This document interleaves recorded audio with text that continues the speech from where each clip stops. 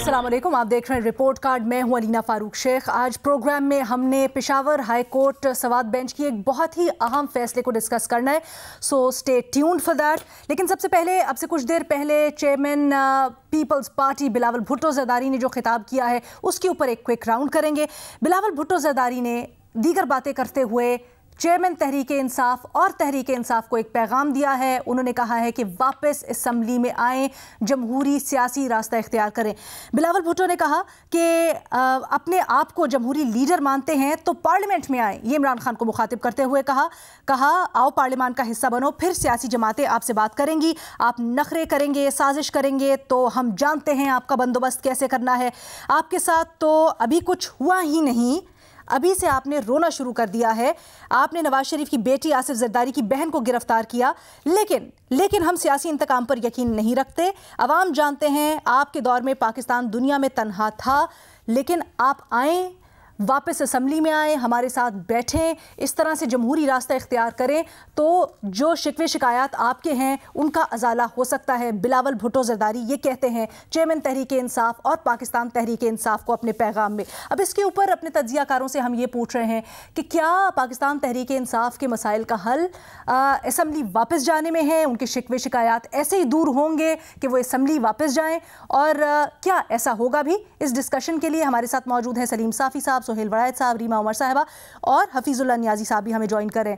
सलीम साफ़ी साहब, क्या राय है आपकी? बिलावल ने आज पेशकश की है, गो के ताज़ियती जलसा था बीबी शहीद की बरसी के मौके पर, लेकिन आप क्या समझते हैं, बिलावल की पेशकश को संजीदा लिया जाएगा और मसले का हल यही है पीटीआई के?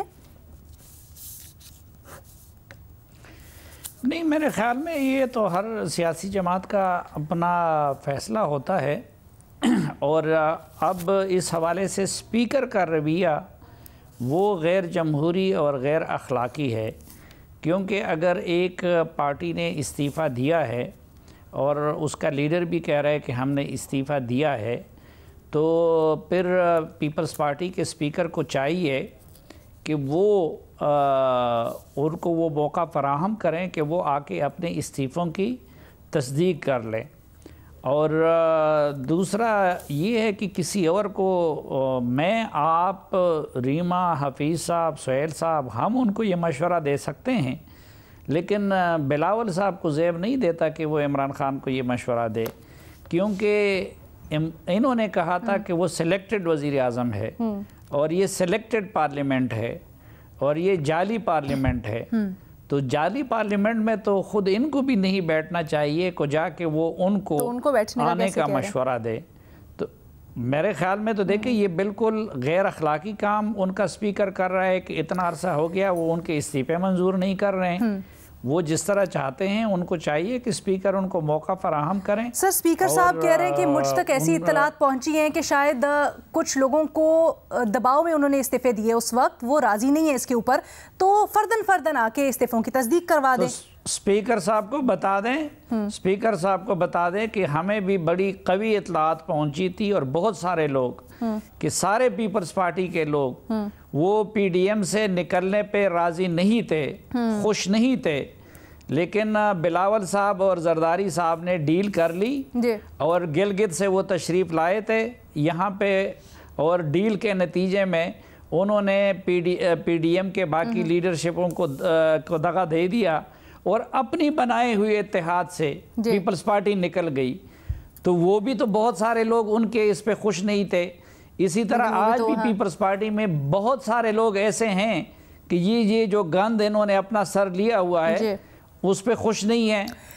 तो सर, न्यायी साहब की राय इस दिलचस्प नुक्ते के ऊपर मैं शामिल करना चाहूंगी। न्यायी साहब, आप क्या राय रखते हैं? क्या जो स्पीकर साहब कर रहे हैं वो दुरुस्त नहीं है? क्योंकि वो तो कह रहे हैं मैं जो कर रहा हूँ रूल्स के मुताबिक कर रहा हूँ, प्रोसीजर के मुताबिक कर रहा हूँ। देखिए, ये बात है कि स्पीकर साहब को आज फिर उनकी टेलीफोन में बात हुई है। शामिल कुरैशी साहब, असद उमर साहब ने कॉल किया, वो बड़ी खुदा बख्श थे। बेनजीर साहबा की जो डेथ की जो हो रही है, सर वो साबिक चीफ व्हिप ने किया है, आमिर डोगर ने, तो उसके ऊपर मौजूद थे। तो उनसे कहा है कि जी आप ये, हाँ सॉरी, आमिर डोगर, तो उन्होंने ये वहां पे कहा है कि हम हमारा एक वफद मिलना चाहते हैं, यानी कि तहरीक इंसाफ अभी तक यकसू नहीं है। वो एक थोड़ा पीछे हटती नजर आ रही है कि जैसे उन्होंने कहा था हम एनब्लॉक जाएंगे। अब इस बात के अंदर ये बात बिल्कुल सही है जो साफी साहब कह रहे हैं कि जैसे पार्टीज के अंदर राय तो नहीं ली जाती, जो उस पार्टी ने नहीं ली, इसे इमरान खान साहब ने भी कहा कि सबके इस्तीफे कबूल करो, और यही वजह है कि वो उस तरीके से वो अभी तक शशुपंज में आया एक्सपोज करके 20, 25, 30 अगर इस्तीफे नहीं दिए जाते तो बड़ी सुर्खियों की और फिर उनकी जो पॉलिटिक्स है वो उसको मिलेगा और अंडरमाइन होंगे। ऐसे ये है कि सियासी जमातों को ये बात समझनी चाहिए, साहब की दीन बड़ा एक इम्पोर्टेंट होता है। उन्होंने कहा आपकी जो जमा है, जो आपकी जो पनाहगाह है, वो आपकी पनाहगाह गवर्नमेंट है और जो सियासी पार्टी है, आपकी पनाहगाह एस्टेब्लिशमेंट नहीं है, आईन ही है आपकी पनाहगाह।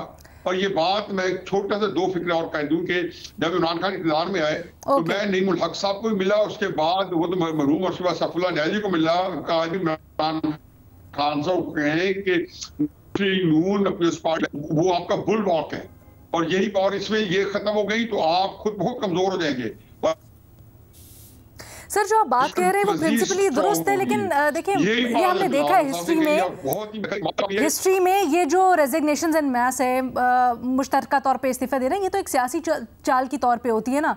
तो अब स्पीकर साहब का ये कह देना एकदम से कि नहीं जी मैं तो पहले वेट करना, फिर कहना कि नहीं जी मैं तो इनफरादी तौर पे बुला के सबको पूछूंगा। रीमा, आपके ख्याल में क्या ये मौक़िफ़ दुरुस्त है? और जिस तरह से बिलावल भुट्टो रीमा के पास जाने से पहले एक सवाल, अलीना एक सवाल ये भी कि स्पीकर ने 20-25 के इस्तीफे फिर किस कानून के तहत मंजूर किए? रीमा, हाँ कि उन्होंने आके तस्दीक की थी। हाँ, पिक एंड चूज कर रहे थे ना, मनमानी कर रहे हैं। रीमा जी मीना, हमारी जूरिस्प्रूडेंस जो है वो इस्लामाबाद हाई कोर्ट के आप फैसले देख लें, आप सुप्रीम कोर्ट के देख लें, उसमें स्पीकर जो है उन पे एक ड्यूटी है उनकी कि जब उन्हें रेजिग्नेशन मिलते हैं उन्होंने उनको वेरीफाई करना होता है। 3 स्टेप प्रोसेस दिया हुआ है इस्लामाबाद हाई कोर्ट ने अपनी जजमेंट में, जो सुप्रीम कोर्ट ने भी उससे एग्री किया है। तो मुझे नहीं मालूम हम कैसे एक्सपेक्ट कर सकते हैं कि स्पीकर अगर पर्सनल वेरिफिकेशन के बगैर, और अगर वो कह रहे हैं कि लोग उनको आके इन प्राइवेट कहते हैं कि हमें कोर्स किया जा रहा है या प्रेशराइज किया जा रहा है, तो स्पीकर कैसे एक्सेप्ट कर सकते हैं? आई थिंक पर्सनल वेरिफिकेशन जो है वो एक इम्पोर्टेंट चीज है, क्योंकि अगर इन रेजिग्नेशन के बाद एक पूरी कंस्टिट्यूएंसीज हैं जो अपनी रिप्रेजेंटेशन खो देती हैं, तो अगर आप उसके लिए प्रिकॉशंस लेते हैं इसमें कोई मेरी नजर में कोई गलत चीज नहीं है। लेकिन आपका जो पहला जो आपने सवाल पूछा, जो बिलावल भुट्टो ने कहा, अलीना बिलावल भुट्टो कहें ना कहें, हम इस शो में अरसे से ये बात कर रहे हैं कि पब्लिक इंटरेस्ट में इस वक्त क्या है, पाकिस्तान के इंटरेस्ट में इस वक्त क्या है कि आपने पॉलिटिकल स्टेबिलिटी लानी है, और बाकी सब जमातें एक ही पेज पे हैं, सिर्फ पीटीआई है जो इस वक्त रुकावट खड़ी कर रही है, एक के बाद एक मुख्तलिफ मुतालबात वो करते हैं। तो बेहतर नहीं है कि एक पॉलिटिकल कंसेंसस डेवलप हो, जबकि इस मुल्क में अब देखिए जो बाकी पॉलिटिकल पार्टीज हैं वो कहती हैं इस वक्त जो दहशतगर्दी का मसाइल हैं, इकोनॉमी के मसाइल हैं, आपकी पूरी सोशल फैब्रिक के जो मसाइल हैं, इतनी भारत के इश्यूज हैं, वो पीटीआई ने खड़े किए हैं। तो पीटीआई के बगैर उनका हल किस तरह निकल सकता है? तो मेरा ख्याल है तजवीज अच्छी है, अभी भी वक्त है, सब मिलके साथ बैठें। इस वक्त असेंबलीज डिसॉल्व करना, इलेक्शंस का मुतालबा करना, ये मुल्क के लिए अच्छा नहीं है, ये पब्लिक इंटरेस्ट में नहीं है। तो पॉलिटिकल पार्टीज भी ये बात करती हैं, अप्रिशिएट करना चाहिए मेरी नजर में। तो ठीक है, सुहेल वड़ाइच साहब आपकी इसके ऊपर क्या राय है? अलीना, मैं सुहेल साहब से माजरत के साथ एक वजाहत करना चाहता हूँ, मुख्तसर रखिएगा साफी साहब। एक पहली बात ये कि मैं उनके इस्तीफे की मंजूरी का ये मतलब नहीं है कि मैं असम्बली की डिसोल्यूशन चाहता हूँ। मैं कहता हूँ जो तरीका है कि वो इस्तीफे दें, वो मंजूर करें, उस पर ज़िमनी इलेक्शन हो जाए। दूसरी बात ये है कि इससे पहले इसी स्पीकर ने पीटीआई के जिन लोगों के इस्तीफे मंजूर किए थे, क्या उन्होंने उसमें पर्सनल वेरिफिकेशन उनसे की थी? नहीं। जो इनको सूट कर रहे थे उनकी पर्सनल वेरिफिकेशन के बगैर वो मंजूर किए थे। तो मीठा मीठा हब कड़वा कड़वा तो नहीं हो सकता। ठीक है, सुहेल वड़ाइच साहब आपकी इसके ऊपर क्या राय है? ये जो इस्तीफों वाली बात है ख़ास तौर पे, आप क्या समझते हैं कौन सा फरीक दुरुस्त बात कर रहा है, पीटीआई या फिर स्पीकर साहब जो मौक़िफ़ अपनाए हुए हैं, एंड ऑफ कोर्स बिलावल ने जो तजवीज़ की है? देखिए जी, पर्सनल वेरिफिकेशन तो जरूरी है। उसकी वजह यह है कि कॉन्स्टिट्यूंसी का मामला होता है, लाखों वोटर्स का मामला होता है। आप लाखों लोगों को नुमाइंदगी से महरूम नहीं कर सकते।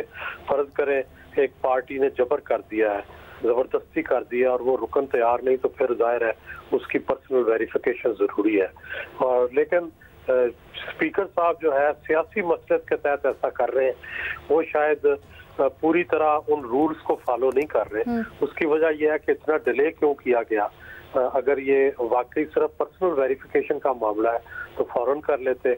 इतनी देर क्यों, इतने कई महीने गुजार दिए, फिर कई लोगों के एक्सेप्ट कर लिए, कई लोगों के नहीं किए। तो शायद उसमें ये इन्होंने रखा कि जो मारूफ लोग थे, जिन लोगों ने असेंबली में तकरीरें की थी, शायद उनके तस्लीम कर लिए। लेकिन ये भी गलत है सिलेक्शन, या तो फिर सबके साथ वही रूल आप इख्तियार करते।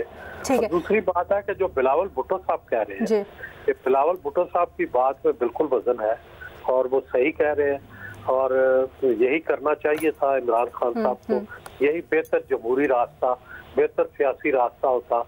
मुल्क के इस तरह से मसाइल हल हो गए होते अगर पार्लियामेंट में बैठ के ये कोई रास्ता। ठीक है सर, थोड़ा सा ये बताइएगा, माजी से हमें कोई मिसाल मिलती है कि इस तरह से इस्तीफे दिए गए हों, रेजिग्नेशंस एन मैस, और उसके ऊपर फिर किस तरह से प्रोसीजर अपनाया गया था स्पीकर की जानिब से? देखिए, प्रोसीजर ये कभी हमेशा धमकियों तक ही रहता है, कभी जो है वो इस्तीफे दिए नहीं गए, ये धमकियों तक ही महदूद रहता है। और खान साहब जो है वो धमकियों से आगे चले गए हैं। आमतौर पर ये धमकियों तक ही रहता था और असेंबलियां जो थी वो डिसॉल्व हुई। क्योंकि ये मसला है ना कि ये एक सियासी चाल है, तो उन्होंने तो अपनी तरफ से एक सियासी चाल के तौर पर उस वक्त सबके सबने इकट्ठे करके इस्तीफा दिया। लेकिन हमारे पैनल के ऊपर इस पर इख्तलाफ राय पाया जाता है। कुछ पैनलिस्ट ये समझते हैं कि पर्सनल वेरिफिकेशन होनी चाहिए, लेकिन साथ ही साथ ये भी कहते हैं कि जो स्पीकर साहब और पीडीएम है उनकी थोड़ी सी इसमें मैलिफाइड इंटेंट भी नज़र आती है कि पहले तो काफ़ी देर तवक्कुफ़ किया गया और उसके बाद फिर कुछ अपनी मर्ज़ी के इस्तीफ़ों को उन्होंने सिलेक्ट करके कहे। ऐसा नहीं होना चाहिए। एक छोटी सी ब्रेक, उसके बाद हाजिर होते हैं दूसरे सवाल के साथ।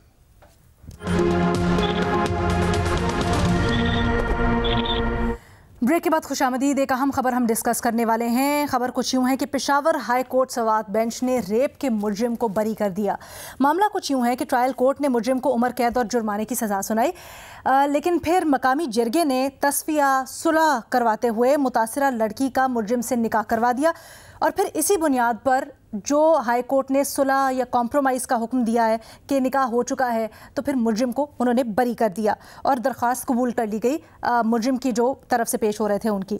अब ये भी आपको बताते चलें जमा खातिर यहाँ पे कि रेप ज़्यादती एक नाकाबिले तस्फिया जुर्म है, यानी इसमें सुलह सफाई होने की गुंजाइश नहीं है। लेकिन इसका जिक्र पेशावर हाई कोर्ट ने अपनी जजमेंट में भी किया है और उन्होंने कुछ इस तरह से कहा है कि गो कि ये एक नाकाबिले तस्फिया जुर्म है, लेकिन इस बहस में जाए बगैर हम मसलहतों को मद्देनज़र रखते हुए बरी करते हैं मुलजिम को। अब अपने तज्जियाकारों से हम ये पूछ रहे हैं कि एक माशरती रवैया भी, और फिर इसके ऊपर ये नज़ीर बन जाना पेशावर हाई कोर्ट का जब फैसला आ गया तो ज़्यादती करने वाले को सज़ा के तौर पर मुतासिरा से शादी का हुक्म देना क्या दुरुस्त है? हाँ या नहीं के ऑप्शन हैं तज्जियाकारों के पास। कानूनी पहलू भी इसका डिस्कस करेंगे, लेकिन न्याजी साहब सबसे पहले आपकी राय जानना चाहूँगी मैं, क्योंकि हमारे माशरे में एक रवैया है, एक सोच है, और ये देखा गया है कि शादी को रेप मुजरिमान को बरी करवाने के लिए या उनको एक तरह से छुड़वाने के लिए आला कार के तौर पे इस्तेमाल किया जाता है। तो क्या आपको लगता है ये जो जजमेंट है इसको कैसे देखते हैं आप?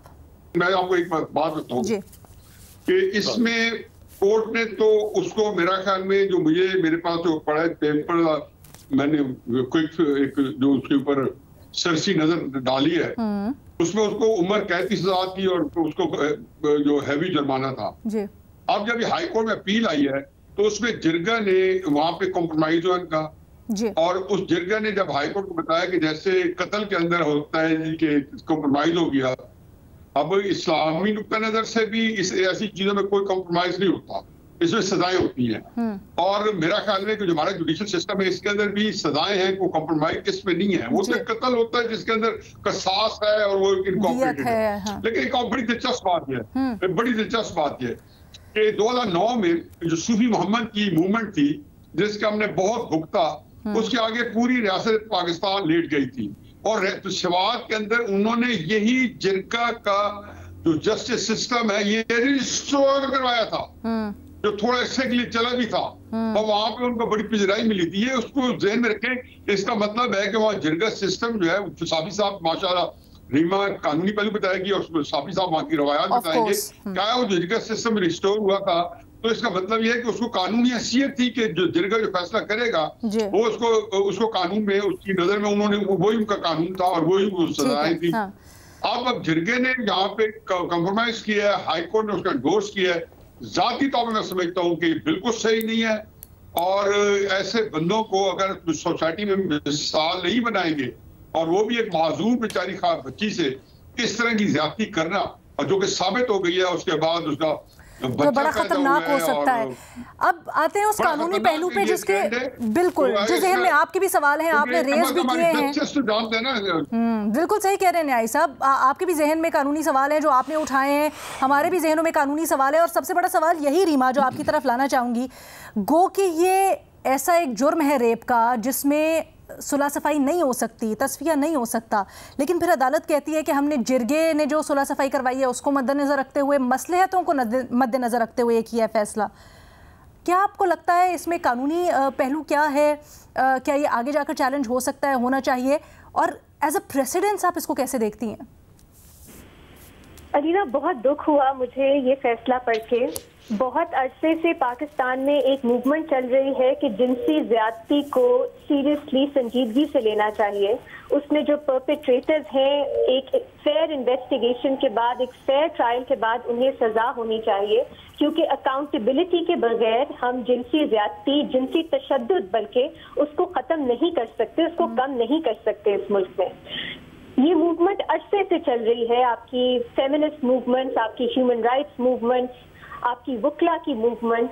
लेकिन अफसोस के साथ पेशावर हाई कोर्ट, जो एक हाई कोर्ट है, उसने इस तरह का एक फैसला दिया जिसमें कानून का तो कोई जिक्र ही नहीं है। अदालतें जो हैं वो किस बेसिस पे फैसले करती हैं? कानून के बेसिस पे करती हैं। लेकिन इस फैसले में कानून का जिक्र ही नहीं है, बल्कि कानून को कह दिया गया है कि वो इररेलेवेंट है, कि कानून में जिनसी तशद्दुद कंपाउंडेबल ऑफेंस नहीं है, इसमें सुलह सफाई नहीं हो सकती, इसमें जो केस लड़ती है वो रियासत लड़ती है। ये रियासत है जो इंसाफ के लिए पूरी प्रोसीडिंग्स का हिस्सा बनती है। आप देखें, द स्टेट वर्सेस द जो अक्यूज होते हैं, ये होते हैं ऐसे केसेस। तो यहाँ पे जो विक्टिम हैं, जो सर्वाइवर हैं, उनकी फैमिलीज हैं, उनकी उस तरह से राइट ही नहीं बनती कि वो माफ करें या सुलह सफाई करें। और अगर उन्होंने माफ कर दिया, सुलह सफाई कर दी, इसका केस पे कोई असर नहीं रहता, क्योंकि ये केस रियासत जो है वो लड़ रही है। तो बहुत अफसोस हुआ मुझे। इसका कोई लीगल वो नहीं है अलीना, इसमें आप नहीं कह सकते कि उन्होंने किसी कानून की बेसिस पे ये फैसला किया है। वही बात है कि हम जिनसी तशद्दुद को तशद्दुद नहीं समझते, हम इसको समझते हैं ये गैरत। अच्छा, ये जरूर बताइएगा कि जिरगा की कानूनी हैसियत और फिर हाई कोर्ट का जिरगा ने जो सुलह सफाई करवाई उसकी बेसिस पे आगे कर जाना, इसको आप किस तरह से देखती हैं? अलीना, हमारे अगेन एक और ये मूवमेंट इस मुल्क में अरसे से चल रही है कि जो जिरगा या पंचायत या इस तरह के जो ट्रेडिशनल सिस्टम्स हैं, इनके फैसले जो है अदालतें इन्फोर्स नहीं करवा सकती। कुछ स्पेसिफिक इंस्टेंसेस होते हैं जिनमें उनको कानून ही एक लीगल हैसियत देता है, लेकिन ये वो ऐसा केस है ही नहीं। इसलिए आप देखिए, अदालत ने किसी कानून को रेफर ही नहीं किया, उन्होंने किसी जजमेंट को रेफर नहीं किया, उन्होंने खुद से फैसला कर दिया कि क्योंकि सुलह सफाई हो गई तो बेहतर है कि कॉम्प्रोमाइज कर दे। अलीना, अदालतें जो हैं वो हमारे पेरेंट्स नहीं है, अदालतें जो हैं वो कानून पे फैसला करती हैं, वो ये नहीं देखती कि अच्छा क्या है बुरा क्या है। और ये सिर्फ पेशावर हाई कोर्ट नहीं है, ये टेंडेंसी हम कई अदालतों में देखते हैं कि वो जिरगा पंचायत ही उन्होंने बना दिया अदालतों को। वो भूल जाते हैं कि उन्होंने आइन कानून को देख के फैसले करने हैं, उन्होंने ये नहीं देखना कि पार्टीज के लिए क्या बेहतर है। आपने अदालतों में भी हम देखते हैं, सुप्रीम कोर्ट के कई ऐसे केसेज हैं जिसमें अदालतें ही बन जाती हैं फैसला करने वाली कि बेहतर क्या है, बेहतर क्या है क्या नहीं है। उनका काम ये नहीं है, उनका काम कानून को देखना है खालिस्तान। लेकिन बहुत मेरा आई होप कि इसको सुप्रीम कोर्ट में चैलेंज किया जाता है। और एक आखिरी बात मैं करना चाहती हूँ, दुनिया भर में रिहेबिलिटेटिव या रेस्टोरेटिव जस्टिस की भी बात हो रही है कि शायद पार्टीज के लिए हमेशा क्रिमिनल सजाएं जो है या सजाए मौत या लंबी जेल के सेंटेंसेस सिर्फ वो ही हल नहीं होते, लेकिन ये इसको रेस्टोरेटिव जस्टिस कहना या इसको उस तरह का एक मुख्तलिफ जस्टिस सिस्टम का कहना ये भी गलत है। क्योंकि आप देखिए इसमें ऑप्शन ही क्या थी, हमने सोसाइटी एज ए सोसाइटी नहीं, प्लस मुतासिरा जो लड़की है उसके लिए ये कितने जहनी कर्ब का वो हो सकता है, सबब हो सकता है कि जिसकी वजह से उसको दुख और तकलीफ हुई, जिसकी वजह से वो जहनी अजियत में, उसी के साथ उसको जिंदगी भर के लिए बांध दिया गया और ये भी गारंटी नहीं कि वो जिंदगी भर साथ निभाता है भी नहीं, किस तरह से उसके साथ सलूक करता है। सलीम साफ़ी साहब, ये जो रिवायत है जिरगे की और फिर वहाँ से फैसले होना, कोर्ट्स का उनको अपहोल्ड करना, इसके ऊपर ज़रा कहिएगा, कुछ ज़मीनी हक़ाइक़ भी हैं जिनको एड्रेस करना चाहिए। आप क्या समझते हैं, क्या इस तरह के जो जुर्म होते हैं उनके ऊपर ये कवर लेके इस तरह की सज़ाओं को माफ़ करवाने के लिए एक आला कार बन रहे हैं? नहीं, एक तो मैं ये वजाहत करना चाहूँगा कि स्वात में जी जिरगा सिस्टम नहीं है। अच्छा, ये जब मुस्लिम लीग नून की हुकूमत थी मुशर्रफ साहब के दौर से पहले और सरदार मेहताब साहब वज़ीर आला थे, तो सूफी मोहम्मद साहब के साथ जो मुआहदा हुआ था उसके तहत वहाँ पे काजी अदालतें कायम की गई थी, न कि जिरगा सिस्टम था। जो जिरगा सिस्टम की अदालतें थी वो फाटा में थी और मसलन वहाँ पे जो जिरगा का फ़ैसला होता था उसका एक कानूनी हैसियत भी होती थी और अल्हम्दुलिल्लाह के फाटा मर्जर के बाद वो भी ख़त्म हो गया है। वो अलग बात कि अब केपी हुकूमत की नाअहली की वजह से वहाँ अगरचे जजेस गए हैं, कोर्ट्स बन गए हैं, पुलिस थाने भी बन गए हैं, लेकिन कानूनी लिहाज से अब ट्राइबल अजला में भी जिरगे की कोई कानूनी और आईनी हैसियत नहीं है। अच्छा, फिर ये जो इस मामले में है, इसमें तो ये है कि काजी कोर्ट जो था उन्होंने तो मुलजिम को सज़ा दी थी जी। और अब फ़रीक़ैन, मसलन ये तो इस्लामाबाद में भी होता है, यहाँ पे भी होता है कि इस तरह हुआ है कि जो मुतासरा फ़रीक़ है उसने मुफ़ाहमत करके उनके साथ माफ़ी की है। लेकिन जो मेरी ज़ाती राय है वो ये है कि एक तो शरई लिहाज से भी अगर आप देखें तो रेप ये फ़साद फिल अर्ज़ के ज़ुमरे में आता है और रीमा ठीक कह रही है कि फ़साद फिल अर्ज़ के जराइम में फिर रियासत मुद्दई होती है और जो बदतरीन सज़ा बयान की गई है तो वो फ़साद फिल अर्ज़ की है। और एक ये जो अदालतों में ये रुझान बन गया है कि वो जिरगे बन जाते हैं। हमने बड़ी मुश्किल से अपने कबायली अजला से जिरगा सिस्टम ख़त्म किया, जिरगे ख़त्म किए, लेकिन अब क्या करें कि हमारी अदालतें जिरगा बन गई। अब मसलन सिर्फ ये फ़ैसला नहीं, आप लाहौर हाई कोर्ट का फ़ैसला देख लें कि लाहौर हाई कोर्ट एक वज़ीर आला से ये गारंटी लेती है कि आप असम्बली नहीं तोड़ेंगे उसके आईनी इख्तियार को और उसके बदले में उसको बहाल करती है। 25 मई के फैसले में सर ये hold on to that thought, ये सियासी मामले वाली जो आप बात कर रहे हैं ना, ये यहीं पे रुकिएगा क्योंकि इसके ऊपर मैंने ब्रेक के बाद आके बात करनी है। ये बड़ी अहम बात है, इसी मुद्दे को हम उठाएंगे। लेकिन पहले जो हम बात कर रहे हैं सुहेल वड़ाइच साहब, आपसे भी इसके ऊपर जल्दी से कमेंट चाहूंगी, फिर I have to take a break. Sir ये जो हुक्म दिया गया है आप इसको किस तरह से देख रहे हैं? खासकर ये भी सोच पाई जाती है कि सहारा मिल जाएगा लड़की को, इस तनाजुर से भी ज़रा सोचिएगा। जी देखें, सहारा स्टेट दे लड़की को, लेकिन ये तरीका गलत है। ये अदालतों को अदालत कानून के मुताबिक और इंसाफ के मुताबिक फैसला करना चाहिए। ये मसालती फैसला या जिरगे वाला फैसला ये तो ज़माना कदीम के दौर की बात है, ये नहीं करना चाहिए। ठीक है जी, सुहेल वड़ाइच साहब, सलीम साफ़ी साहब, हफीज़ुल्लाह नियाज़ी साहब, रीमा उमर साहिबा, बहुत शुक्रिया आप लोगों ने सुना। और हम उम्मीद यही करते हैं कि हमारे फोरम पे आज ये मसला उठाए। जो खैबर पख्तूनख्वा हुकूमत है वो ख़ास तौर पे इसको देखेगी और इस मामले में जो भी उनसे होता है उसको आगे लेके जाएगी। एक छोटी सी ब्रेक के बाद हाजिर होते हैं, सियासी मामलों के ऊपर गुफ्तगू करेंगे।